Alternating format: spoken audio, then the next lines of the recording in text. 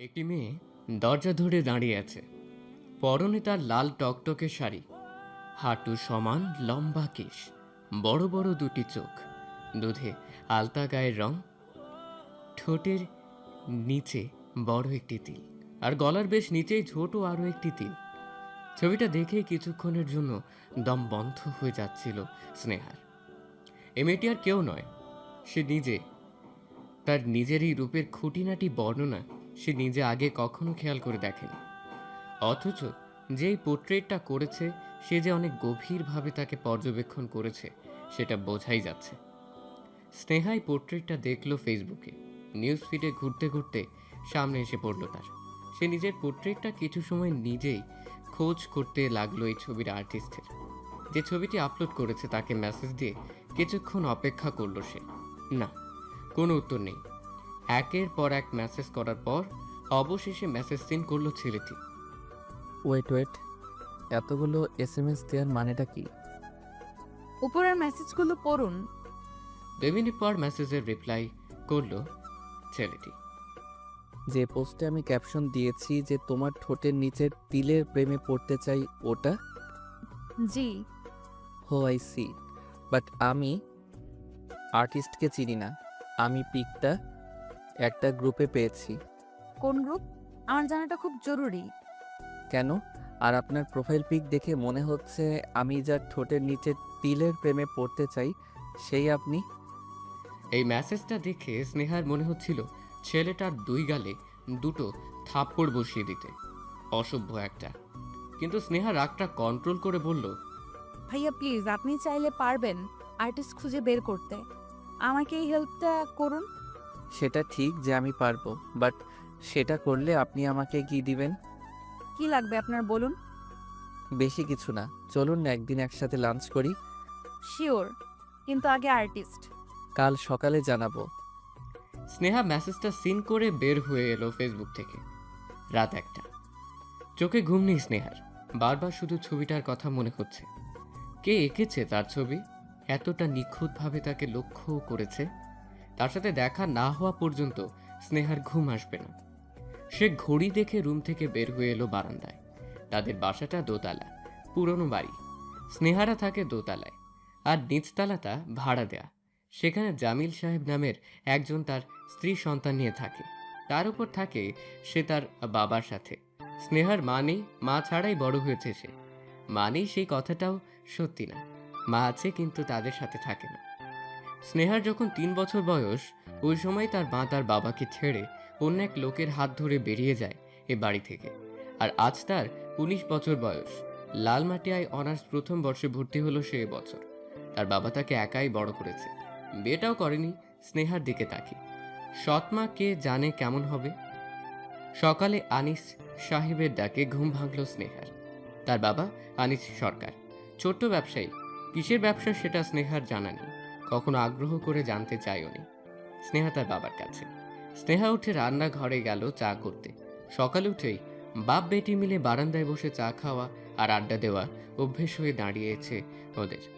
চা নিয়ে স্নেহা বারান্দায় আসতে আনিস সাহেব বললেন, দেশের কি অবস্থা মা, দেখেছিস? না, ওগুলো আমার ভালো লাগে না, এটা তুমি জানো। হুম, আচ্ছা তারপর বল কি খবর? বাবা দেখো এই ছবিটা।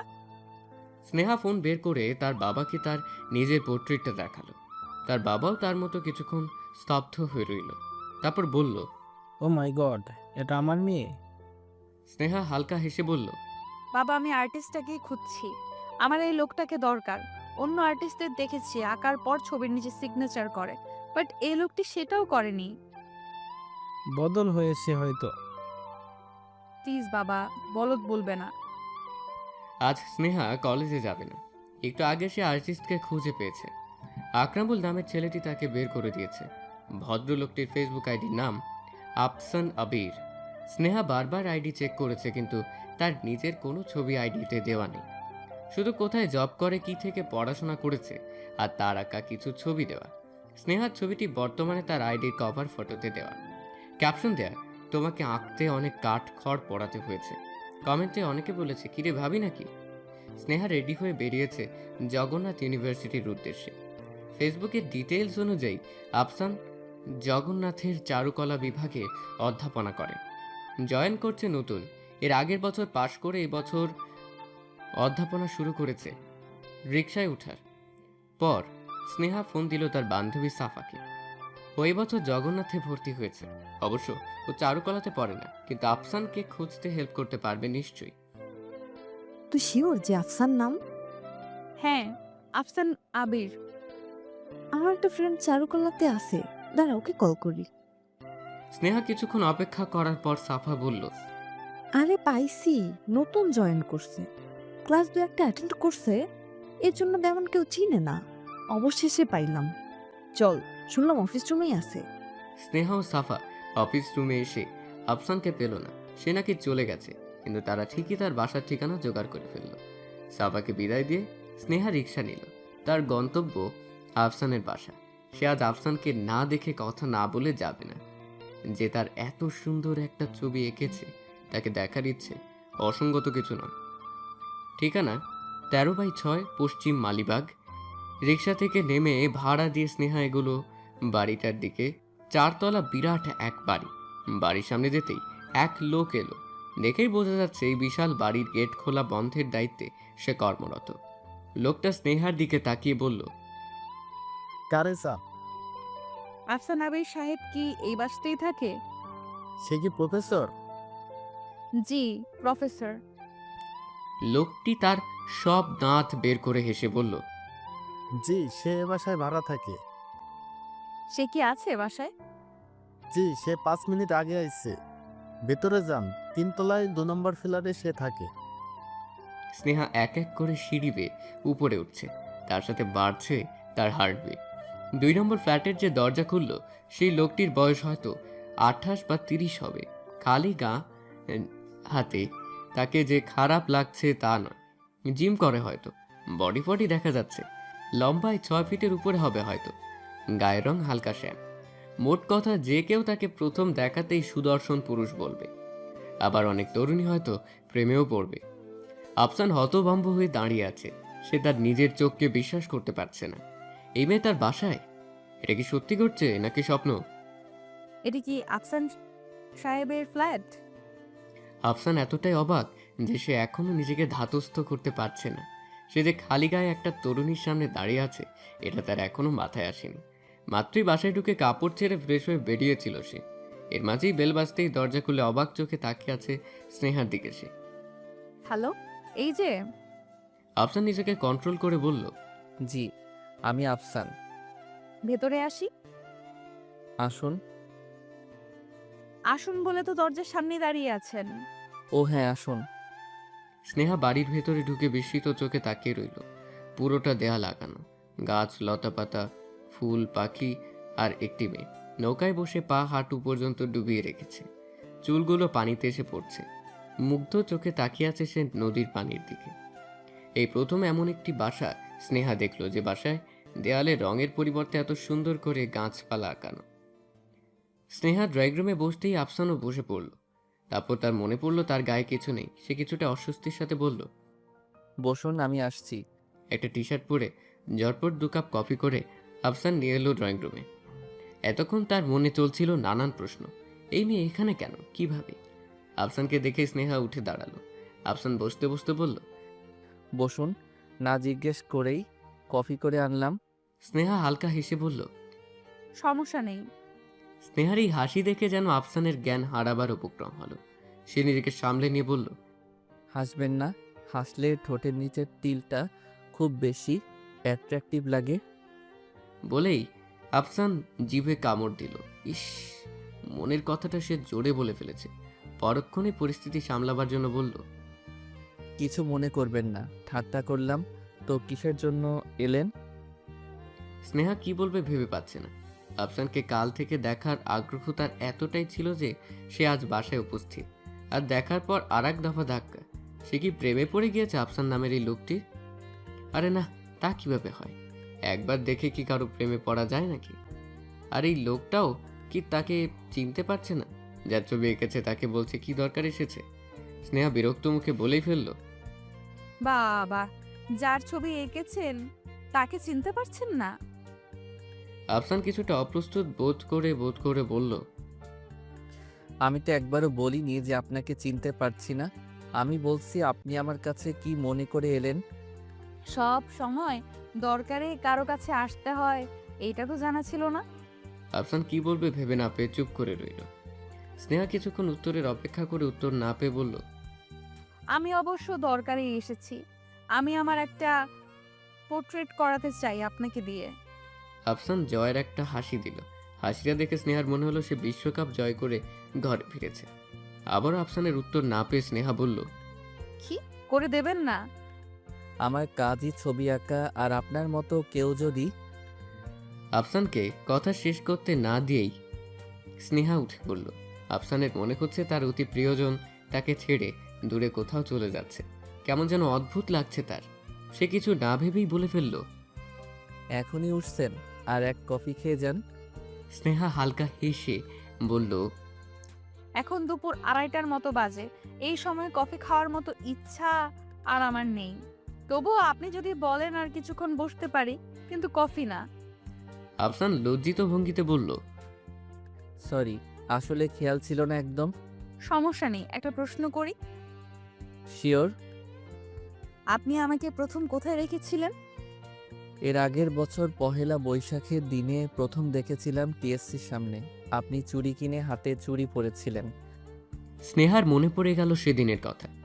সে সেদিন লাল টকটকে রঙের একটি সুতি শাড়ি পরেছিল। শাড়িটার পাড় ছিল হালকা সোনালি সুতোয় কাজ করা। চুলটা ছেড়ে দিয়ে চোখে গাঢ় করে কাজল, কপালে লাল টিপ, ঠোঁটে হালকা করে লাল লিপস্টিক আর একটা ঝুমকো পরে বেরিয়েছিল। কিন্তু চুড়ি পরতে একদম ভুলে গিয়েছিল সে। তাই টিএসসির সামনে থেকে মুহিব ভাই তাকে চুড়ি কিনে দিয়েছিল। আর কাল যে পোট্রেটটা দেখেছিল সেটিও ছিল অবিকল সেদিনের সাজের মতোই। একদম মাথায় আসেনি তার। দিনে দিনে সে কি মন ভোলা হয়ে যাচ্ছে। এদিকে আফসান একটু থেমে আবার বলতে শুরু করলো, তখন আপনাকে দেখে কেন যেন আমার মনে হচ্ছিল আপনাকে আমার ক্যানভাসে আঁকলে দারুণ লাগবে, তাই আপনার পিছু নিলাম। আপনি চুড়ি কেনার পর গেলেন ঢাকা ইউনিভার্সিটি চারুকলা বিভাগে। সেখানে একটা ছেলের সাথে কিছুক্ষণ বসেছিলেন। হ্যাঁ, আমার খালাতো ভাই ছিল আমার সাথে। ও, তারপর আপনি একটি গাছ ধরে দাঁড়ালেন ছবি ওঠানোর জন্য, মনে পড়ে? জি। আপনার ভাই ছবিগুলো তুলছিল, আর আপনি দাঁড়িয়ে দাঁড়িয়ে বিভিন্ন পোজ দিচ্ছিলেন। স্নেহার অস্বস্তি লাগছে। ছবি ওঠা একটা পার্সোনাল ব্যাপার, আর সেই সময়টাই সবাই নিজের মনে এক একভাবে পোজ দিয়ে ছবি ওঠে, যেটা সে আর ক্যামেরাম্যান ছাড়া কেউ দেখলে কেমন যেন বিরক্ত লাগে। আর এই লোকটি চুপি চুপি এই কাজগুলোই করেছে। অসহ্যকর ব্যাপার একটা। আর আপনার একটা পোজ আমার এত বেশি ভালো লেগে গিয়েছিল যা বোঝানোর মতো না। আপনার ভাই ছবিটা ক্যাপচার করে নিয়েছিল তার ক্যামেরায়, আর আমি নিয়েছিলাম আমার মনে। বলেই হালকা হাসলো আফসান। স্নেহা উঠে দাঁড়িয়ে বলল, আজ আসি। সব কথা একসাথে শুনলে পরে কথা বলার মতো কোনো টপিক থাকবে না। সেটাও আমি আপনাকে ফেসবুকে অ্যাড করব, দয়া করে।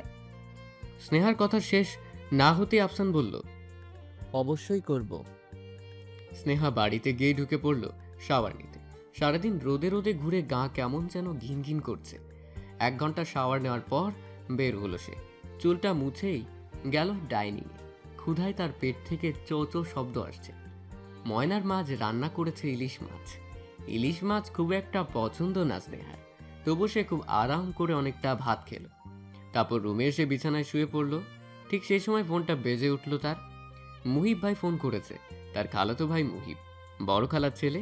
মা চলে যাবার পর থেকে বড় খালাই তাকে মায়ের আদর দিয়েছে, কখনো মা নেই এমনটা মনে করতে দেয়নি।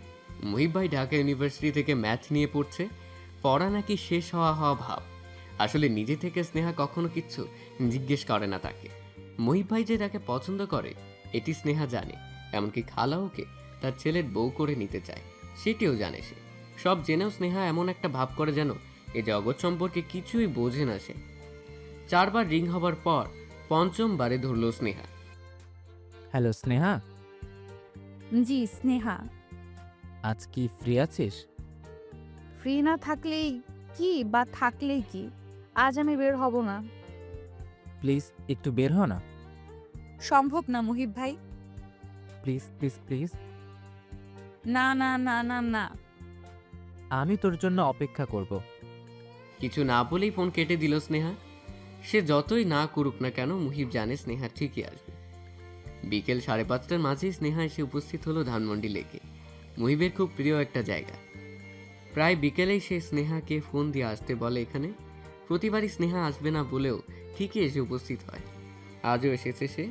কটকটে হলুদ রঙের সিল্কের পাঞ্জাবি, চোখে সানগ্লাস পরে দাঁড়িয়ে আছে এক 26 বছর বয়সী এক লোক। মাথা ভর্তি চুলগুলো অগোছালো কোঁকড়ানো, চোখ দুটো গোল, ছোট ছোট, ঠোঁট বেশ পুরু, চওড়া কাঁধ, সবকিছু মিলিয়েও অন্য কিছু আকর্ষণ তার মাঝে আছে। স্নেহা লোকটির কাছে এসে দাঁড়িয়ে বলল, মুহিব ভাই, তোমাকে এই হলুদ পাঞ্জাবিতে কতটা বিশ্রী লাগছে তুমি জানো? মুহিব সানগ্লাসটা চোখ থেকে নামিয়ে বলল, কোন দিনটায় আমায় তোর কাছে ভালো লেগেছে? স্নেহা সে কথার উত্তর না দিয়ে ফোন বের করে তার পোর্ট্রেটটা মুহিবকে দেখালো। মুহিবও ঠিক ওর আর বাবার মতো কিছুক্ষণ স্তব্ধ হয়ে রইল। স্নেহা ফোনটা নিয়ে আগের বারের পহেলা বৈশাখে ঠিক ওই ছবিটাও বের করে মুহিবকে দেখালো। সে আফসানের বাসা থেকে ফেরার সময় রিকশায় বসে অনেকক্ষণ গ্যালারি কাটার পর এই ছবিটি পেয়েছে। মুহিবকে ছবিটি দেখে স্নেহা বলল, দেখেছো, একই ছবি, অথচ কত তফাৎ। মুহিব ছবির দিকে তাকিয়েই বলল, হুম।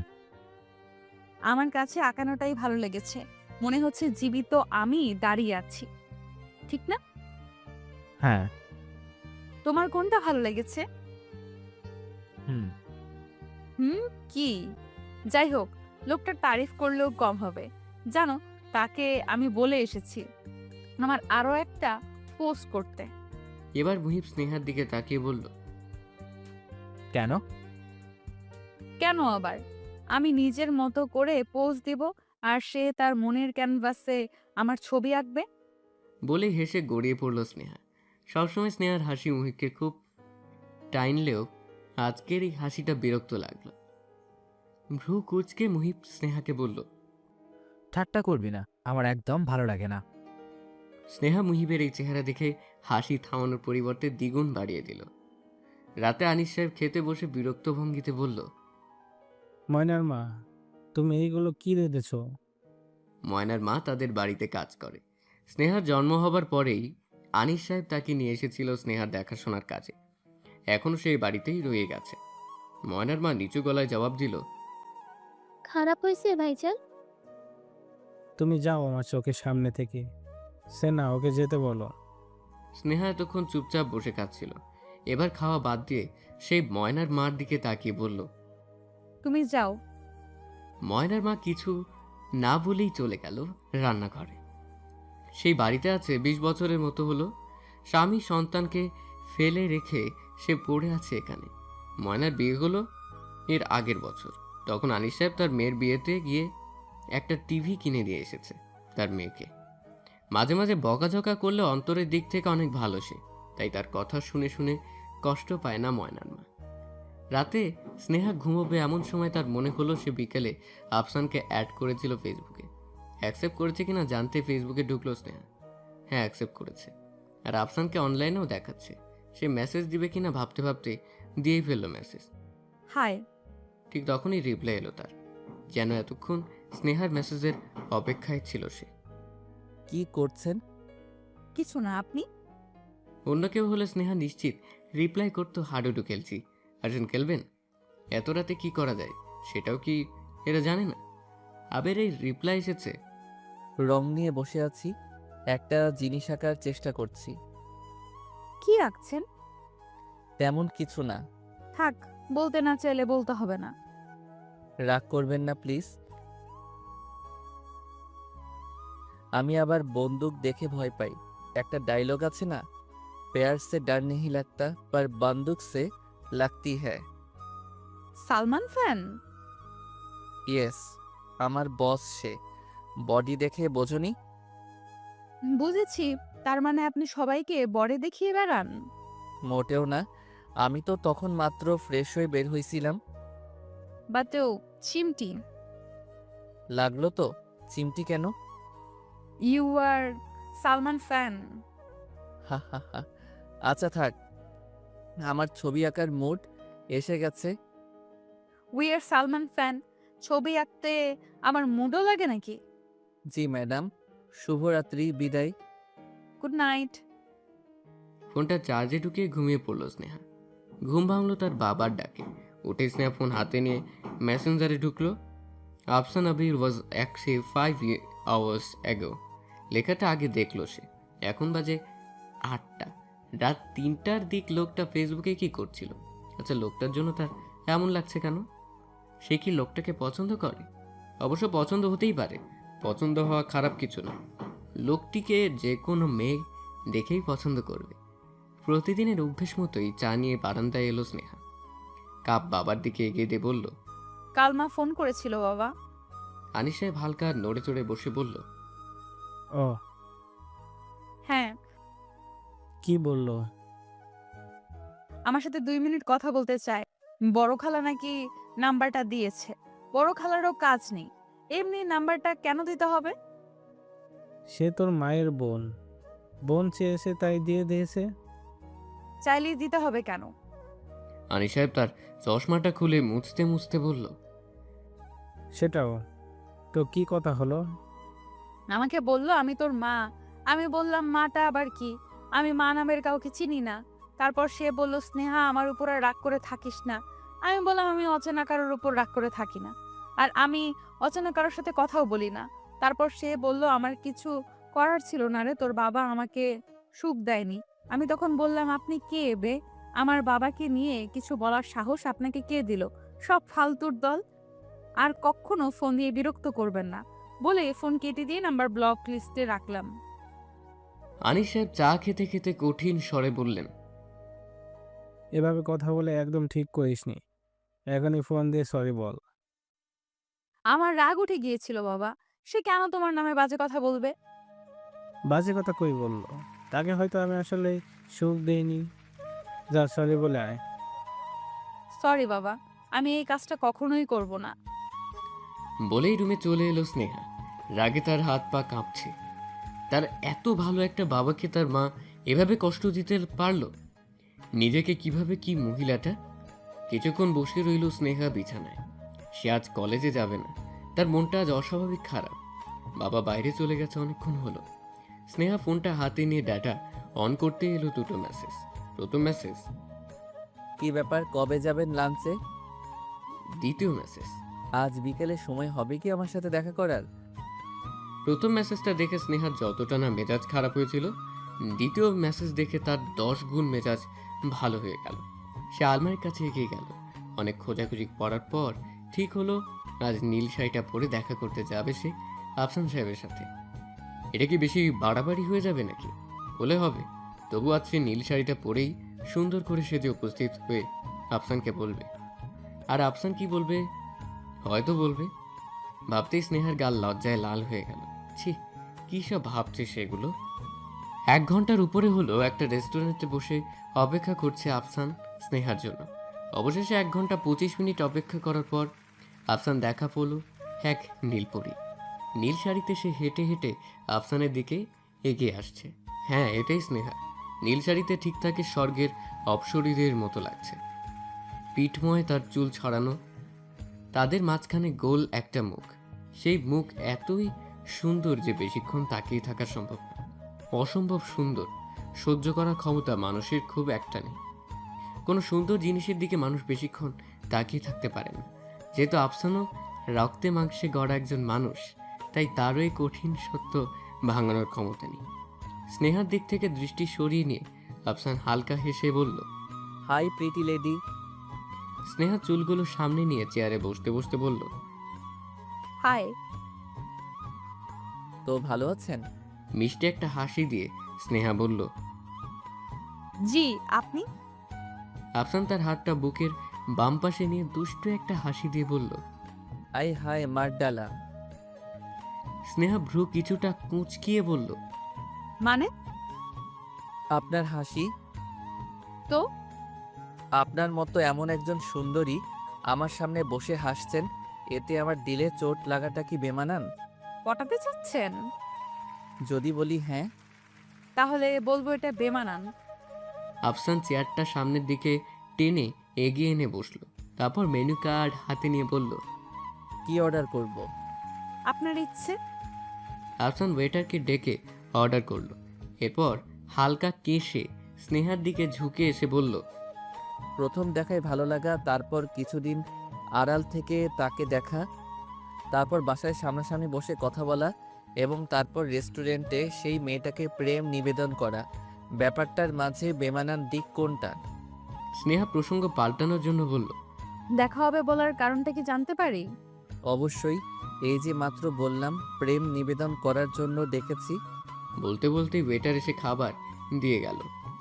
ওয়েটার যাবার পর আফসান বলল, আমি যদি ভুল না করি আপনি এখন আমাকে একটা ছেঁচড়া ছেলে ভাবছেন, এম আই রাইট? স্নেহা সহজ গলায় বলল, ভাবার কি অসংখ্য কারণ নেই? বলেছিলাম না? বাই দ্য ওয়ে, আমি আপনাকে আজ ডেকেছি একটা জিনিস দেবার জন্য, প্রেম নিবেদনের জন্য নয়। আফসান পাশ থেকেই একটা কাগজ বের করে স্নেহার সামনে রেখে বলল। খুলুন। স্নেহা কাগজটা হাতে নিল। গোল করে মোড়ানো একটি কাগজ। কাগজটা খুলতেই স্নেহার মুখ আনন্দে ঝিলিক দিয়ে উঠল। তার সাথে একটি ধ্বনি বের হয়ে এলো।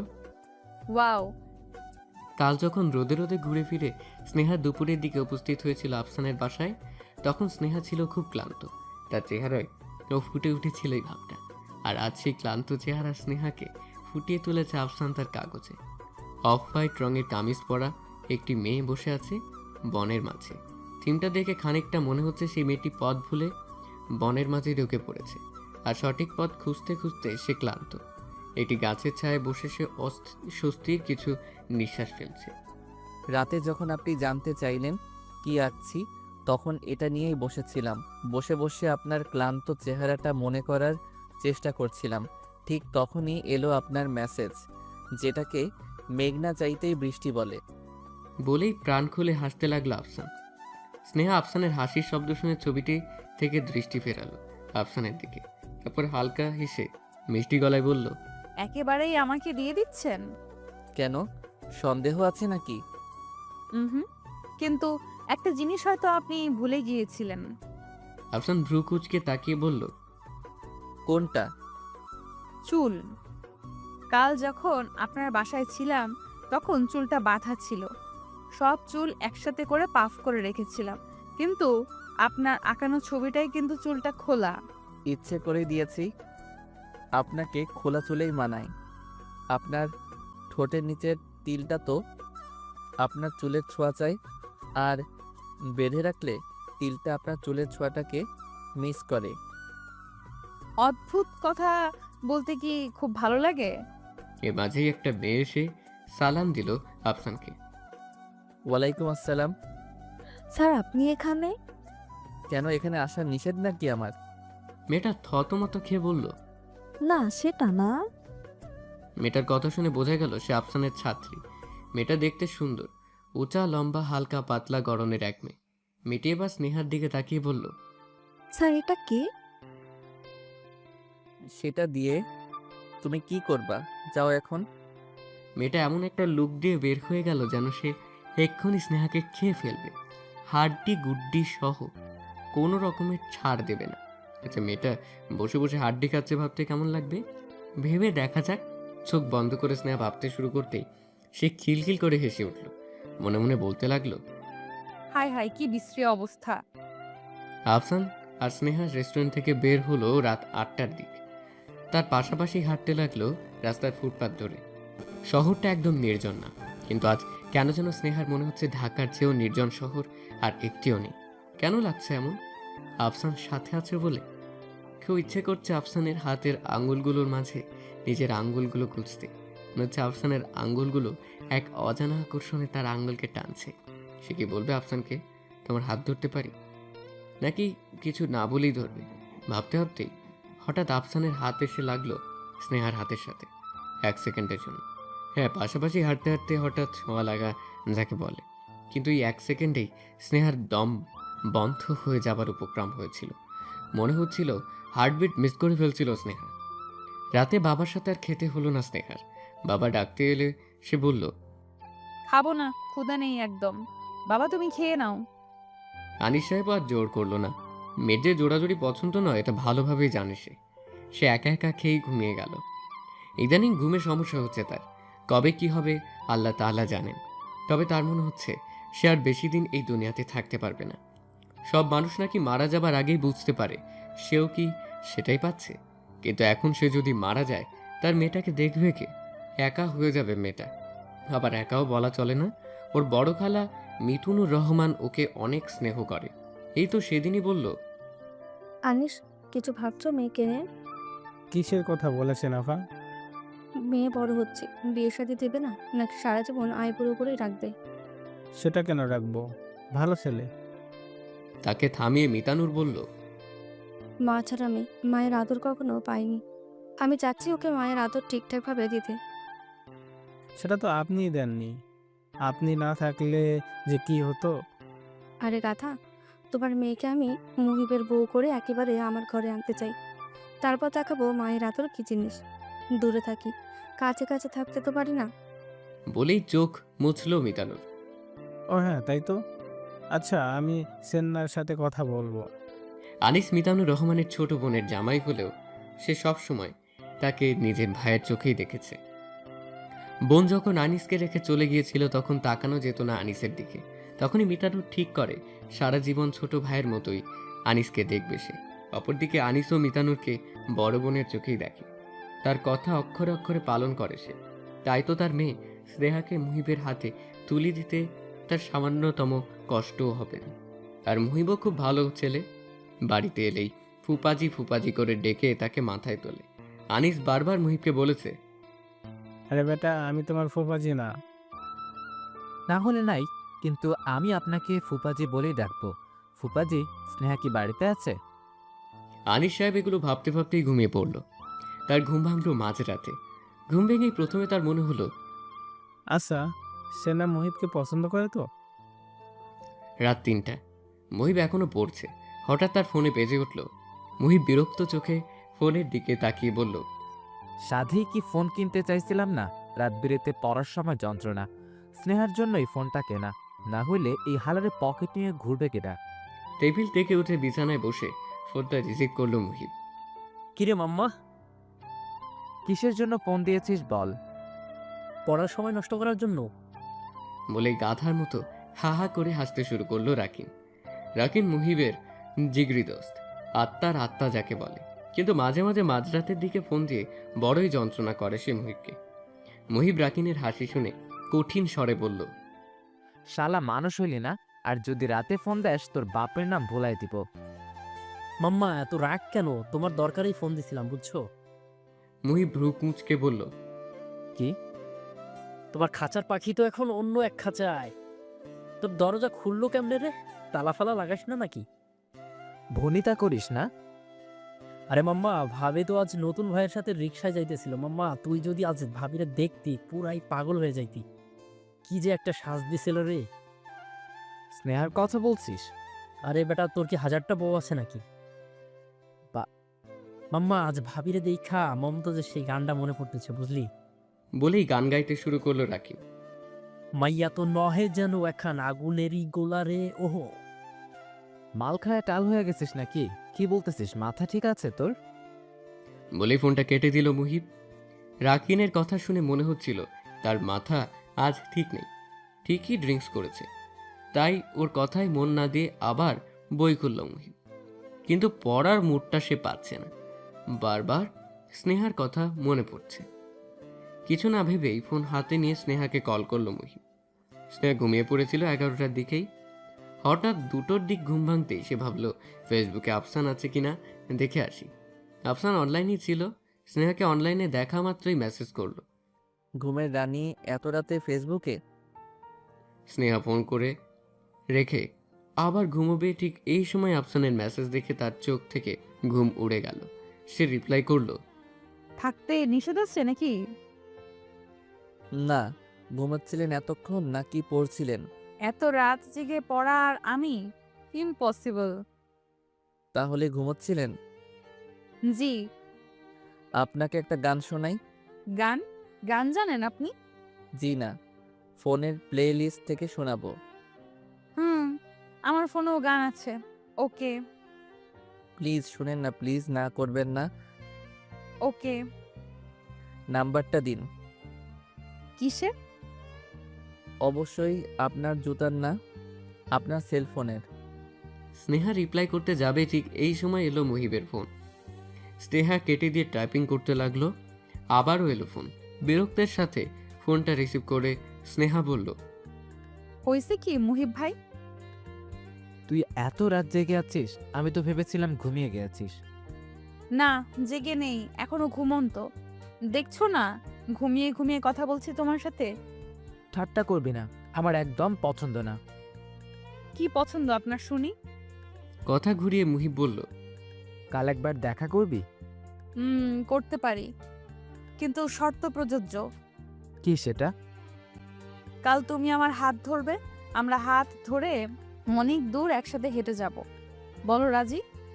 মুহিব কিছুটা অস্বস্তি নিয়ে বলল, আচ্ছা। আর তারপর হেঁটে যখন আমি ক্লান্ত হয়ে পড়ব, তখন তুমি আমায় পাজা কোলে নেবে। কিন্তু খবরদার একদম চুমু খাবার চেষ্টা করবে না তুমি, মনে থাকবে? মুহিব অবাক হয়ে স্নেহার কথা শুনছে। স্নেহা এসব কি বলছে? পাগল হলো নাকি মেয়েটা? নাকি স্নেহাও আজ রাকিনের মতো মাল খেয়ে টাল হয়ে গেছে? ফোনের ওপাশ থেকে খিলখিল করে হেসে গড়িয়ে পড়ছে স্নেহা। কি মধুরী না লাগছে শুনতে তার হাসির শব্দ। কিন্তু ফেসবুকে স্নেহার নাম্বার চেয়ে যে একজন অপেক্ষা করছে, সেটা কি স্নেহার মনে আছে? আজ স্নেহাদের বাড়ির অবস্থা খুবই অস্বাভাবিক। বাকি দিনগুলোর মতো আজ বাড়িটা নীরব না, হই হুল্লোড়ে মুখরিত হয়ে আছে বাড়িটা। কারণ আজ স্নেহার বিয়ে। হঠাৎ করেই আনিস সাহেব আজ দুপুরে বাড়ি এলো। স্নেহা বাবাকে এই ভর দুপুরে দেখেই জানতে চাইল, শরীর টরীর খারাপ হলো নাকি বাবা? আনিস সাহেব বারান্দায় বসতে বসতে বলল, না মা, আমার কাছে একটু এসে বয় তো। স্নেহার বাবার পাশে বসে বলল, এই তো বসলাম। একটা কথা জানার ছিল। কি কথা বাবা? তোর কি পছন্দ কেউ আছে মা? কেন বলো তো বাবা? আনিস ছোট্ট একটা নিঃশ্বাস ছেড়ে বলতে শুরু করলো, তুই তো জানিস তোর মাকে তোর নানা জোর করে আমার সাথে বিয়ে দিয়েছিল। আর এটা ছিল আমার অজানা, কিন্তু বিয়ের কিছুদিনের মাথায় আমি জানতে পারলাম তোর মা অন্য একজনকে ভালোবাসে। তখন তুই তোর মায়ের পেটে। না পারছিলাম কিছু বলতে, না পারছিলাম সহ্য করতে। তবুও তোর নানার কথা শুনে চুপ থাকলাম। উনি বলেছিল ধৈর্য ধরতে, সময়ের সাথে সাথে সব কিছু ঠিক হয়ে যাবে। কিন্তু কিছুই পরে আর ঠিক হলো না, চলে গেল সে আমাদের ফেলে। এইসব কথা বলছো কেন বাবা? আমি চাই মুহিব যেন আমার পরিস্থিতির মধ্য দিয়ে না যায়, তাই আগে জিজ্ঞাসা করে নিলাম। কিন্তু এখানে মুহিব ভাই আসবে কি হবে? মা, আমি তোর সাথে মুহিবের বিয়ে দিতে চাই। আমার শরীর ভালো না, মরার আগে একটা গতি করে যেতে চাই। তোর আপত্তি আছে মা? স্নেহা খানিকক্ষণ সময় চুপ করে থাকলো, তারপর অস্পষ্ট গলায় বাবাকে বলল, আমার কোনো আপত্তি নেই বাবা। বিয়েটা বেশ ঘরোয়াভাবেই হবে। সন্ধে 7টার মাঝেই মুহিবরা চলে এলো স্নেহাদের বাড়ি। বরযাত্রী হিসেবে এসেছে মুহিবের সাথে মুহিবের মা, বড় বোন মুন্নি আর তার বর, রাকিন আর কিছু বন্ধু বান্ধব। মুহিব এসেই আনিস সাহেবের পা ধরে সালাম করে বলল, ভালো আছেন ফুপাজি? হ্যাঁ, আল্লাহ রাখছে, তুমি বসো, আমি একটু ওদিকটা দেখে আসি। বলেই আনিস সাহেব চলে গেল। রাকিন মুহিবের কাঁধে হাত রেখে বলল, শালা কাম তো সাইরাই ফেললি। আসতে বল। ট্রিট কিন্তু মামা কালই দিবা। মুহিব বিরক্তের ভঙ্গিতে বলল, আচ্ছা। আর রাতে কি কি করলা সব কালকে এইচডি দেখাবা। বলেই চোখ মারল রাকিন। বিড়বিড় করে কিছু একটা বলতে বলতেই মুহিব রাকিনের পাশ থেকে উঠে চলে গেল। রাকিন হাসতে হাসতে বলল, শালা গালি দিবি না, গালি দিলে তোর বিয়া হবে না কিন্তু, আর বিয়া হইলেও বাচ্চা হবে না তোর। 9টার দিকে কাজী সাহেব উপস্থিত হলো, কিন্তু এর মাঝেই স্নেহাকে নিয়ে সমস্যা তৈরি হলো বিয়ে বাড়িতে। আফসানের সাথে স্নেহার পরিচয় হয়েছে 4 মাস হলো। এই অল্প দিনে কেন যেন মেয়েটাকে খুব আপন আপন লাগে আফসানের। অবশ্য স্নেহার সাথে পরিচয় 4 মাস হলেও আফসান তো 1 বছরের বেশি হলো চেনে স্নেহাকে। মেয়েটার সৌন্দর্যের কোনো তুলনা হয় না। আল্লাহ তাকে কোনো একটা খুঁত দিয়ে তাকে দুনিয়ায় পাঠায়নি। সব দিক দিয়ে একদম পারফেক্ট সে। কিন্তু একটা জিনিস আফসান এই কয়েক মাসে ভালো করে বুঝেছে যে মেয়েটার মানসিক দিক দিয়ে ফিট না। হঠাৎ করে কেমন কেমন কথা বলে ফেলে, কিন্তু তারপর আফসানের কিছু দুর্বলতা কাজ করে স্নেহার প্রতি। এটা কি ভালোবাসা? যদি এটা ভালোবাসা হয় তাহলেই বিপদ। আফসান সেদিন নাম্বার চাওয়ার পর স্নেহা মেসেজটা সিন করে এফবি থেকে চলে গিয়েছিল। টেনশনে অস্থির হয়ে যাচ্ছিল আফসান তখন, কিন্তু তার 30 মিনিট পরই অনলাইনে এলো স্নেহা। এসেই নাম্বারটা দিয়ে তাকে বলল, 017389। 1 মিনিটের মাঝে কল দিবেন, নয়তো আর কখনোই কথা বলবো না। আফসান মেসেজটা দেখে আনন্দে প্রায় আত্মহারা হয়ে যাচ্ছিল, কিন্তু পরক্ষণে আবার 1 মিনিট কথা মনে হতেই তাড়াতাড়ি কল দিয়েছিল স্নেহাকে। সেদিন তারা ভোর 5টা পর্যন্ত ফোনে কথা বলেছিল। এরপর থেকে নিত্যদিন ফোনে কথা বলা তাদের অভ্যেস হয়ে গেল। পুরো রাত জেগে জেগে কথা বলতে থাকলো তারা। আফসানের সাথে আজ বিকেলে দেখা করার কথা ছিল স্নেহা, কিন্তু দুপুরে স্নেহা ফোন দিয়ে মানা করে দিয়েছে আফসানকে। তারপর থেকে আফসান নিম্নে 100 বার ফোন দিয়েছে স্নেহাকে, কিন্তু ফোন বন্ধ। এভাবে এতক্ষণ ফোন বন্ধ করে রাখার মানেটা কি? কিন্তু স্নেহা যে ধরনের মেয়ে, তার পক্ষে ফোন এতক্ষণ ধরে বন্ধ রাখা কোনো কঠিন বিষয় নয়। বলেই নিজের মনকে সান্ত্বনা দেয় আফসান। কাজে আসার পর স্নেহাকে নিয়ে আসা হলো ছাদে। ছাদে দেরি বড় করে বউ ফেলেছো বসানোর তোমরা। জন্য স্টেজ গায়ে হলুদ সাজানো হয়েছে। কিছুক্ষণ আগে হয়ে সেখানে গেল। বসে বসে অপেক্ষা করছিল মুহিব স্নেহার জন্য। স্নেহাকে তখন নিয়ে আসা হলো। তখন কিছুটা স্তম্ভিত চোখে তাকিয়ে রইল মুহিব স্নেহার দিকে। বধূবেশে স্নেহাকে যে অপরূপ লাগবে সেটা আগেই ভেবেছিল মুহিব, কিন্তু এতটা অপূর্ব লাগবে সেটা কল্পনাতেও ভাবেনি মুহিব। খয়েরি রঙের জামদানি, চুলগুলো খোপা করা, হয়তো মাথায় কাপড় থাকার কারণে দেখা যাচ্ছে না, কপালে টায়রা, নাকের নথ, আরও হাবিজাবি কী সব পরানো। এত কিছুর নাম জানে না মুহিব, তাই কি পরানো সেটাই মনোযোগ না দিয়ে মুহিব স্নেহার মুখের দিকে তাকিয়ে রইল। এই সময় রাকিন এসে মুহিবকে বলল, মামা মুখ চাপা, মশা ঢুকবে তো। মুহিব তার কোকড়ানো চুল কপাল থেকে টেনে হালকা কিছুটা উপরে তুলে বলল, আমি কি হা করে আছি নাকি? যা তো সামনে থেকে। জামুই তো, এখন তো আর আমাদের ভাল লাগবে না। বউ পাইছো না, বউরাই এখন খাও। ঠিক সেই সময় স্নেহা উঁচু স্বরে বলল। আমি এই বিয়ে করব না। সবাই তার কথা শুনে অবাক হয়ে তাকিয়ে রইল স্নেহার দিকে। আনিস মেয়ের দিকে এগিয়ে এসে বলল, মা কোনো সমস্যা? বাবা, আমি বিয়ে করব না। করুণ গলায় আনিস বলল, কেন মা? আমি তোমাকে একা রেখে মার মতো চলে যেতে পারবো না। আমি এতটাও স্বার্থপর না। এটাকে আমাকে ছেড়ে চলে যাওয়া বলে না। তুই তো আসিসই, যখন ইচ্ছা হবে চলে আসবি। না না না, আমি তোমাকে রেখে কোথাও যাব না। আমি ঠিক তোমাকে কতটা ভালোবাসি তুমি জানো না বাবা। মা চলে যাওয়ার পর তুমি কিভাবে নিজেকে সামনে নিয়েছো আমি দেখেছি। ছোট ছিলাম, কিন্তু আমি বুঝতাম বাবা, আমার কথা ভেবে তুমি বিয়েটাও করনি। রাতে উঠে তুমি যে মার ছবি নিয়ে কাঁদো, সেটাও আমার অজানা নয়। তখন আমি ছোট ছিলাম, আমাকে আঁকড়ে ধরেই বেঁচেছিলে তুমি। আমি চলে গেলে তোমার কি হবে এটা খুব ভালোভাবে জানি আমি বাবা। আর আমাকে জোর করে যে কিচ্ছু হবে না সেটা তুমি জানো। আনিস সাহেবের চোখে পানি। অনেক চেষ্টার পরও আটকে রাখতে পারলেন না। আসলে স্নেহার মাকে খুব ভালোবাসে সে, তাই হয়তো তার জায়গায় আজ অন্য কাউকে নিয়ে সংসার শুরু করার কথা মাথাতেও আসেনি সে। আর স্নেহা যে বলছে এটাও মিথ্যে না। স্নেহা যাওয়ার পর এই বিশাল বাড়িতে একা একা থাকবে সে কি করে? একদিন দেখা যাবে দম বন্ধ হয়ে মরে পড়ে আছে এক কোণায় সে, কিন্তু তাই বলে তো স্নেহাকে সারা জীবন কাছে রাখতে পারবে না সে। মেয়ে হয়ে জন্ম নিয়েছে সে, পরের বাড়ি একদিন যেতেই হবে। এতক্ষণ মুহিব হতভম্ব হয়ে শুনছিল সবকিছু। এ পর্যায়ে সে মুখ খুলল। ফুপাজি, স্নেহা ঠিকই বলেছে। বলেই নীরব হয়ে বসে রইল মুহিব। তাকে চুপ থাকতে দেখে স্নেহা মুহিবের দিকে তাকিয়ে বলল, মুহিব ভাই, তুমি চাইলে কিন্তু আমাদের বিয়েটা সম্ভব। তীক্ষ্ণ চোখে মুহিব স্নেহার দিকে তাকালো। স্নেহা আবার বলতে শুরু করলো, হ্যাঁ, তুমি আজ আমাকে বিয়ে করে চলে যাও। আমি থাকবো আমার বাবার কাছে আর তুমি তোমার মার কাছে। মাঝে মাঝে আসতে চাইলে আসবে এখানে। মুহিবের মুখ দেখে বোঝা গেল তার এই প্রস্তাবটা পছন্দ হয়েছে, কিন্তু মাঝখানে আবার ঝামেলা শুরু করলো মুহিবের মা মিতানুর। এমন বিয়ে সে করাবে না।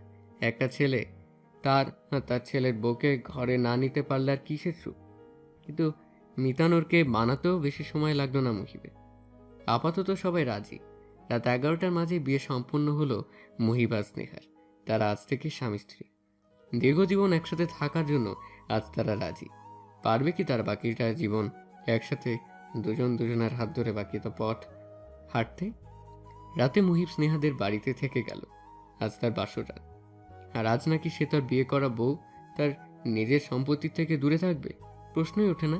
কিন্তু এই থেকে যাওয়ার কাজটাও করতে হলো তাকে অনেক পরিশ্রম করে, কারণ রাকিব শালাটা এত খারাপ, নিজে বয়ে করেনি জন্য আর কেউ যে বউয়ের সাথে থাকুক এই সুখটা ওর সহ্য হচ্ছিল না। সবার মাঝে বারবার ওকে নিয়ে যাওয়ার কথা বলছিল, আর মুহিবও মুখ ফুটে কিছু বলতে পারছিল না। কিন্তু মনে মনে ঠিকই রাকিনের 14 গোষ্ঠী উদ্ধার করছিল মুহিব।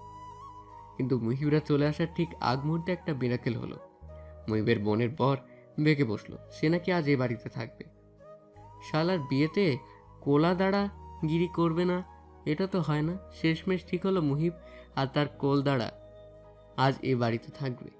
মুহিব বাসর ঘরে ঢুকবে এই সময় তার দুলাভাই এসে বলল, শালক, তোমার বাসুটা কিন্তু শুধু আমার জন্যই হচ্ছে। হ্যাঁ, তা তো বটেই। সারা জীবন মনে রাখবা কিন্তু এটা, তোমাদের প্রথম মিলন আমিই করাইছি। বলেই প্রাণ খুলে হাসতে হাসতে চলে গেল সে। মুহিব মনে মনে বলল, আপনি তো বউ বিরহ বুঝবেনই। বিয়ের পর বউ ছাড়া থাকা হ্যাঁ লবণ ছাড়া তরকারি এক। বাসর ঘরে অনেকক্ষণ হলে বসেছিল স্নেহা। মুহিবকে ঢুকতে দেখেই বলল, তুমি এত দেরি করলা কেন? মুহিব কিছু বলল না। মুহিবের চুপ থাকা দেখে স্নেহা আবার বলল, মুহিব ভাই। মুহিব কিছুটা বিরক্তের সাথে বলল, ভাই বলিস না তো। তো কি বলবো মুহিব ভাই? ভাই বলিস না, মুহিব করে বল। আরে তুমি এত বড়, আর তোমাকে আমি নাম ধরে রাখবো? হ্যাঁ, কারণ আমি এখন তোর বর। আচ্ছা, তাহলে তো ডাকাই যায়। মুহিব স্বস্তির নিঃশ্বাস ফেলল, তারপর ইতস্তত করে বলল, তোর হাতটা ধরতে পারি? স্নেহা হাতটা এগিয়ে দিয়ে বলল, পারো। মুহিব হাতটা ধরে কিছুক্ষণ বসে রইল। স্নেহা মুহিবের হাতে একটা চিমটি খেটে বলল, শুধু হাত ধরে বসে থাকলেই হবে? চুমু খেতে যাচ্ছ না কেন? মুহিব কথাটা শুনে স্নেহার দিকে এগিয়ে আসতেই স্নেহা বলল, মুহিব ভাই, কাছে এসো না। মুহিব বিরক্ত চোখে স্নেহার দিকে তাকিয়ে বলল, বললাম না ভাই বলবি না। সরি মুহিব ভাই, কিন্তু একটা কথা কি জানো, মেয়েরা প্রেম করার জন্য খুঁজে স্মার্ট ছেলে, আর বিয়ের জন্য খুঁজে হাবা গোবা টাইপের এক ছেলে। তুমি কি বুঝতে পারছো আমি তোমাকে কাদের দলে ফেলেছি মুহিব ভাই? বলেই খিলখিল করে হাসতে শুরু করলো স্নেহা। আর পাশে মুহিব নামে ছেলেটি আসলেই হাবাগোবা হয়ে বসে আছে। তার মাথায় এখনো কিছুই ঢুকছে না যে সে কোন দলে। চারদিক থেকে অন্ধকারে কেটে যাচ্ছে, হালকা আলো উঠতে শুরু করেছে চারদিকে। দু একটা পাখির কিচিরমিচির শব্দ কানে আসছে আফসানের। সে সিগারেট হাতে বসে আছে বিছানায়। আজ সারাটা রাত আফসানের ঘুম হয়নি। কেমন যেন মাথার মাঝে ফাঁকা ফাঁকা লাগছে। স্নেহা কি ওর রাতের নেশা হয়ে দাঁড়িয়েছিল? হয়তোবা দাঁড়িয়েছিল, নালে এক রাত কথা বলতে না পেরে আফসানকে অনিদ্রায় ভুগতে হতো না। রাতে ঘুম না আসে আফসান উঠে ছবি আঁকতে বসে গিয়েছিল, কিন্তু সেটাতেও মন দিতে পারছিল না। তারপরও মন দেওয়ার চেষ্টা করে একটি থিম মাথায় নিয়ে বিশাল একটি বট গাছের ছবি আঁকতে শুরু করেছিল আফসান, কিন্তু সেটাও বাদ দিতে হলো, কারণ সবুজ রংটা কেমন জানি মানাচ্ছিল না, বারবার লেপটে যাচ্ছিল। সকাল 8টা, স্নেহার রুমে হালকা রোদ এসে ঢুকছে। এই এক চিমটি রোদ স্নেহার ঘুম ভাঙাতে যথেষ্ট, কারণ রোদটা এসে পড়েছে ঠিক স্নেহার মুখের ওপর। স্নেহা একটা হাই তুলে বিছানা থেকে ছেড়ে উঠল। তার পরনে কালকের বিয়ের শাড়িটা। স্নেহা একটি সুতি শাড়ি হাতে নিয়ে ওয়াশরুমে ঢুকে গেল। ফ্রেশ হয়ে বের হয়ে এসে স্নেহা তার স্বভাব মতো রান্নাঘরে চা করতে গেল। ময়নার মা রান্নাঘরেই ছিল। স্নেহাকে দেখে সে বলল, আমার চান ভাই চান তো নাই, ভোরেই বাইর হয়ে গেছে। স্নেহা হাই তুলতে তুলতে বলল, চা করে দিব? না, দরকার নেই। বাবাই যেহেতু নেই তখন আর চা খাবো না। আমি একটু ঘুমাবো, আমার ঘুম ছাড়েনি। মুহিব ভাই কোথায় গেছে জানো? হাই হাই, কি শরমের কথা। আবারও হাই তুলতে তুলতে স্নেহা বলল, কি সমস্যা? জামাইরে কেউ ভাই ডাকে? আম্মা জান, তারে ভাই ডাকবেন না, তারে ডাকবেন এই বলে। চুপ করে থাকো তো, তোমার জ্ঞান এখন আমার শুনতে ইচ্ছে করছে না। বলেই স্নেহা রান্নাঘর থেকে বেরিয়ে এলো। সে এখন ঘুমোবে। তার চোখে রাজ্যের ঘুম এখন জড়ক হয়েছে। সারা রাত ঘুমিয়েও এত ঘুম কিভাবে তার চোখে, এ নিয়ে কিছুটা চিন্তিত সে। মুহিব খুব ভোরেই বের হয়ে এসেছে স্নেহাদের বাড়ি থেকে। সারা রাত তার ঘুম হয়নি। অবশ্য এ নিয়ে সে বিচলিত না, সে এখন অন্য এক কারণে চিন্তিত। স্নেহা রাতে কিছু কথা বলছে ওকে, যেটা ওর মাথা থেকে যাচ্ছেই না। মুহিব এসে বসেছে মিজান মামার চায়ের দোকানে। তাদের সব বন্ধুদের আড্ডাখানা এটা। অবশ্য মুহিব আড্ডাতে বেশিরভাগ সময় থাকে না, কিন্তু মাঝে মধ্যে চলে আসে মিজান মামার চায়ের লোভে। অসম্ভব মজার চা বানায় সে। একবার খেলে 1 বছর এই চায়ের স্বাদ লেগে থাকবে ঠোঁটে। এটাই মুহিবের ধারণা। সে চা চুমুক দিতে দিতে স্নেহার সাথে কাল রাতের কথা ভাবতে লাগলো। ঠিক তখনই রাকিন মুহিবের পিঠে চাপড়ে বলল, আরে শালা, এত সকালে তুই? মুহিব জবাব না দিয়ে চাতে চুমুক দিতে থাকলো। রাকিন মিজান মামাকে চা দিতে বলেই মুহিবের সামনে বসে বলল, মামা রাতে কি খেললা? T20 ওয়ানডে নাকি টেস্ট? মুহিবের নীরবতা দেখে রাকিন আবার বলতে শুরু করলো, কি ব্যাপার, কিছু হয়েছে? তোর চেহারা দেখে মনে হচ্ছে বিছানা কাঁপানোর পরিবর্তে তুই নিজেই বোধহয় কাইপা কুইপা অস্থির। বলেই রাকিন প্রাণ খোলা একটা হাসি দিল। মুহিব রাকিনের দিকে কঠিন চোখে তাকিয়ে বলল, ফালতু কথা বলিস না, সব কথা সব সময় ভালো লাগে না। রাকিন এবার মুহিবের দিকে ঝুঁকে এসে বলল, খুলে বলতো মামা, কি সমস্যা, কি হয়েছে? কাল রাতে অন্তির কাছে যেতেই অন্তি আমাকে বলল, তুমি তো ম্যাথের স্টুডেন্ট, তোমাকে আমি এখন একটা অঙ্ক দিব। যদি তুমি উত্তর দিতে পারো তাহলে আজ রাতের জন্য আমি তোমার পুতুল। হাসতে বললে হাসবো, শাড়ি খুলতে বললে খুলবো। রাকিন ভ্রু কুচকে বলল, অঙ্ক দিছে? হ্যাঁ। অঙ্কতে পাশ করতে হবে কেন? স্নেহা তো এখন সব রাতের জন্যই তোর। তুই কি ইন্টারভিউ দিতে গেছিস নাকি? মুহিব আহত স্বরে বলল, আমি এত কথা বুঝি না। আমি এই অঙ্কের জন্য সারা রাত ঘুমোতে পারিনি। আমি এত কঠিন অঙ্ক সমাধান করি, অথচ ওর দেওয়া অঙ্কটা কেন পারবো না? আমার মাথা থেকে অঙ্কটা যাচ্ছে না কোনোভাবেই। রাকিন বিরক্তি নিয়ে বলল, দেখি কি অঙ্ক বল। মুহিব রাস্তার দিক তাকিয়ে বলতে শুরু করলো, একজন তার এক ছেলেকে দিল 500 টাকা, অন্য ছেলেকে দিল 300 টাকা। 2 ভাইয়ের টাকা এক করে দেখা গেল তাদের কাছে একত্রে আছে 600 টাকা। কি করে সম্ভব এটা? তারা দুজনেই কিছুক্ষণ নীরব হয়ে রইল। তারপর রাকিন মুহিবের কাঁধে হাত দিয়ে বলল, আরে গাধা, এই অঙ্কের জন্য তুই তোর বাসর রাত মিস করলি? তোর মতো পাগল দেশে দুইটা নাই রে, তুই একটাই। এখন স্নেহার কাছে যা, আর এই অঙ্ক ফঙ্কর উত্তর দিবি না একদমই। সরাসরি একদম ঝাঁপায়া পড়বি, বুঝলি? মুহিব স্নেহাদের বাড়িতে ঢুকলো দুপুর 12টার দিক। দোতলায় উঠতেই ময়নার মা তাকে বলল, আব্বাজান আসিলেন কোথায়? সকালে তো কিছুই খাইয়া পারিলেন না। কাজ ছিল। দুলাভাই কই? সে সকালে খাইয়া চলে গেছে। ফুপাজি কি বাসায় নেই? না, শুধু আম্মাজান আছে আর ঘরে শুইয়া আছে। আপনি যান, আমি 2 কাপ চা আনিয়া দিয়ে আসবনি। মুহিব হাঁটা ধরল স্নেহার ঘরের দিকে। স্নেহার রুমে ঢুকতেই তার চোখ কপালে উঠে গেল। কালো চাদর মুড়িয়ে শুয়ে আছে স্নেহা। সেই কালো চাদরের আড়াল থেকে তার একটি পা বের হয়ে আছে। সে পায়ে কোনো কাপড় নেই, শঙ্খের মতো ধবধবে সাদা পা। মানুষের পা এত সাদা হয়? স্নেহার পা না দেখলে জানতো না মুহিব। সে কিছুক্ষণ তাকিয়ে রইল স্নেহার পায়ের দিকে। ঠিক তখনই স্নেহা ঘুম ঘুম কণ্ঠে বলে উঠল, মুহিব ভাই, একটা কাজ করো তো। মুহিব এতক্ষণ তাকিয়েছিল স্নেহার পায়ের দিকে। স্নেহার কথা শুনে থতমত খেয়ে বলল, কি? আমার শরীরের উপর থেকে চাদরটা সরিয়ে দাও তো। মুহিব ধীরে ধীরে এগুলো স্নেহার দিকে চাদর হাতে নিয়ে সরাতেই মুহিবের চোখ আটকে গেল স্নেহার পেটের দিকে। সাদা ধবধবে মেয়েধীন পেটটি লুটিয়ে আছে বিছানার সাথে। সুতি শাড়ি পরেছে স্নেহা, আর এতক্ষণ ঘুমিয়ে থাকার কারণে কাপড়ের কোনো ঠিক ঠিকানা নেই। মুহিবকে পেটের দিকে তাকিয়ে থাকতে দেখে স্নেহা বলল, মুহিব ভাই, আমার মুখের দিকে তাকাও। মুহিব অপ্রস্তুত ভঙ্গিতে পেটের দিক থেকে নজর সরিয়ে স্নেহার মুখের দিকে দিল। মুহিব ভাই, অঙ্কের সমাধানটা করতে পেরেছো? না। তুমি ম্যাথে ফেল। আগামী 1 মাস তুমি আমার থেকে দূরে থাকবা। মুহিব করুণ চোখে স্নেহার দিকে তাকিয়ে বলল, আচ্ছা। অবশ্য তুমি যদি আমার আরো একটা প্রশ্নের সঠিক উত্তর দিতে পারো তাহলে এই 30 দিন কমিয়ে 15 দিনে নামিয়ে নিয়ে আসবো। বলো রাজি? রাজি। স্নেহা হালকা হেসে বলল, মুহিব শব্দের অর্থটা কি? মুহিব খানিকটা সময় চুপ থেকে বলল, প্রেমিক।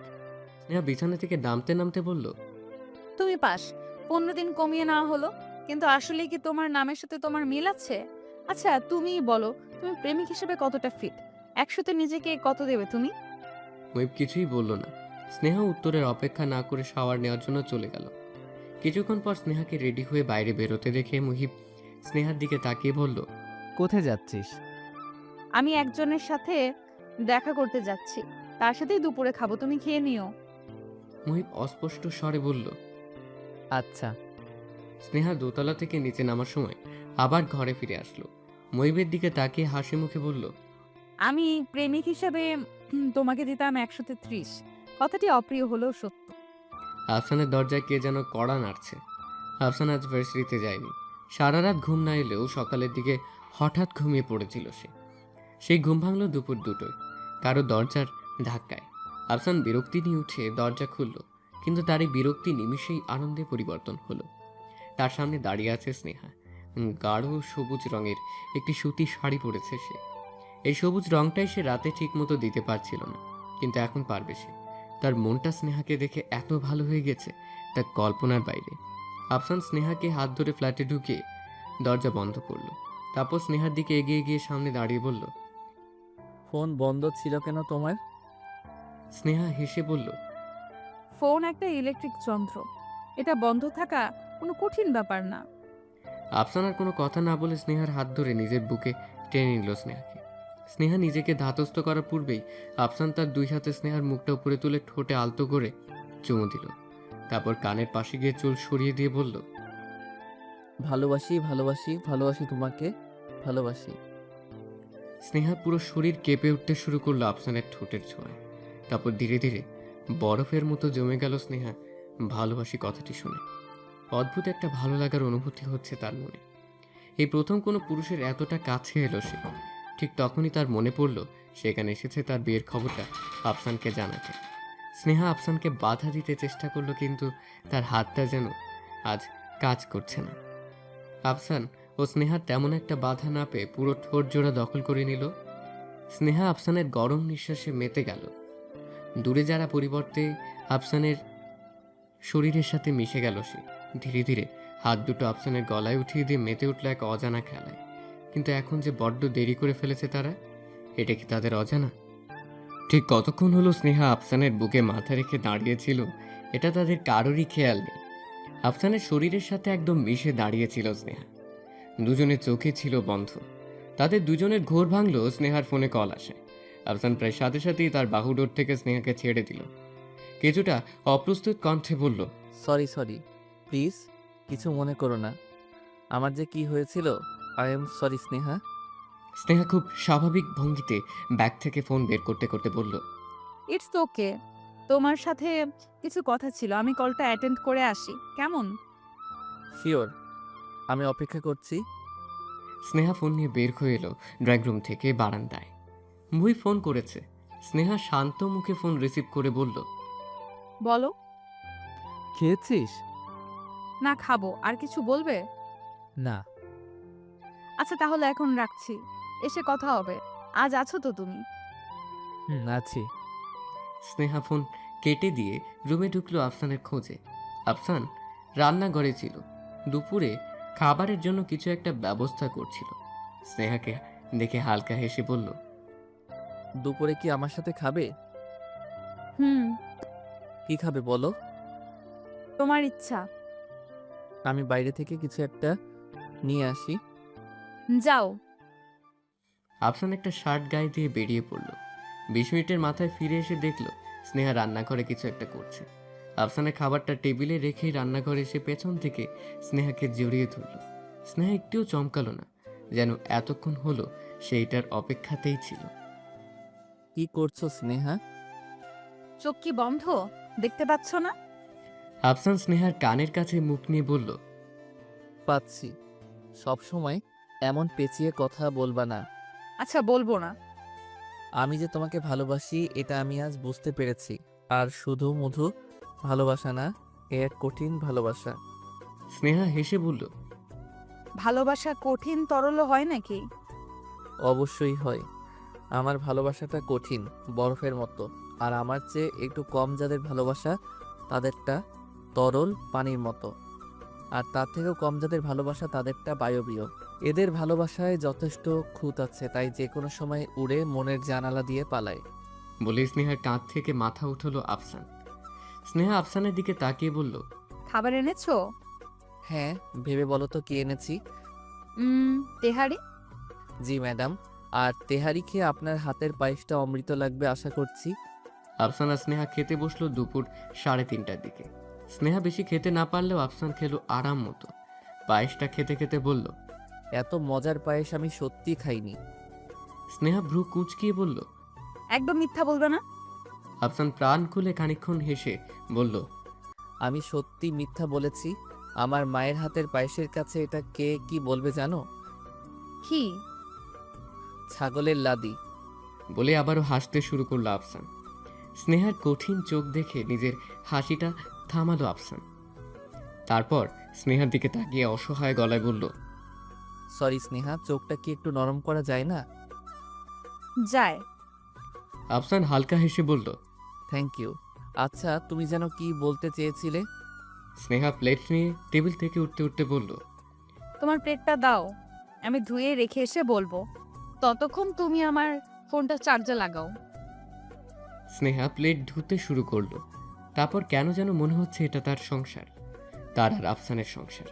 আফসান তার বর, তারা অনেক সুখে আছে। এখন সে যাবে আফসানের রুমে, তারপর বিছানায় গিয়ে আফসানের বুকে মাথা রেখে কিছুক্ষণ ঘুমোবে। কিন্তু এটা তো বাস্তব নয়। বাস্তবে মুহিব ভাই তার বর, যাকে সে ভাই হিসেবে চেনে। স্নেহা ছোট্ট একটা নিঃশ্বাস ছেড়ে মনে মনে বলল। বাস্তবটা এখন বাদ, আমি এখন আমার ভাবনার জগতেই থাকতে চাই। ভাবতে তো আর পয়সা লাগে না। আফসানকে বর ভাবতে যদি তার ক্ষণিকের সুখ লাগে, তাহলে ক্ষতি কি? আমরা নিজেরাও এমন অনেক কিছুই ভাবি যেটা হয়তো কখনোই ঘটবে না আমাদের জীবনে। তবু আমরা ভাবি, ভাবতে ভালো লাগে। কেমন যেন একটা শান্তি অনুভব হয় ভেতর থেকে। আফসান ড্রয়িং রুমে বসে সিগারেট টানছিল। স্নেহাকে আসতে দেখে সে সিগারেটটা ফেলে দিল। স্নেহা আফসানের সামনেই একটা চেয়ার নিয়ে এসে বসলো।